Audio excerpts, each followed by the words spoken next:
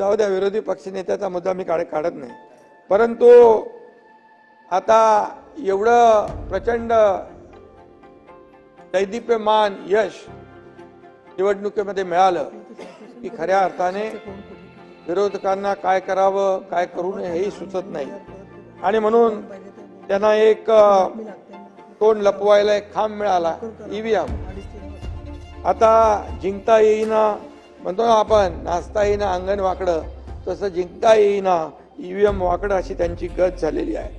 मी एवढंच विचारू इच्छितो की झारखंडमध्ये लोकसभेमध्ये जेव्हा विजय मिळाला, कारण ईव्हीएमवर देखील अनेक लोकांनी आक्षेप घेतले, आणि लोकसभेमध्ये जेव्हा मॅन्डेट मिळालं तेव्हा आम्ही ते स्वीकारलं, आम्ही मान्य केलं जनतेचा कौल.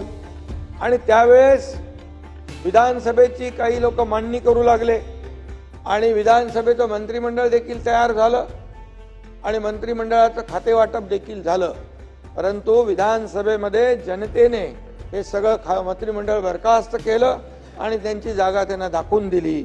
आणि म्हणून या ठिकाणी झारखंडमध्ये जिंकले, कर्नाटकमध्ये जिंकले, तेलंगणामध्ये जिंकले.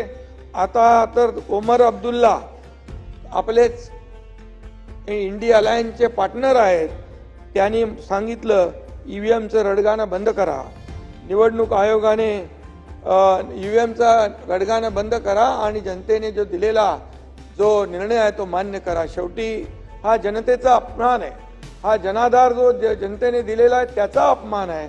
आणि म्हणून या ठिकाणी निवडणूक आयोगाने देखील मतदान केंद्रावरील व्हीव्हीपॅटची तपासणी देखील केली. 1445 व्हीव्हीपॅट स्लिप मोजल्या गेल्या, एका तरी ठिकाणी तफावत परब साहेब आढळली नाही एकाही ठिकाणी. आणि आढळली असती तर ईव्हीएमचा घोटाळा आपण म्हटलं असतं.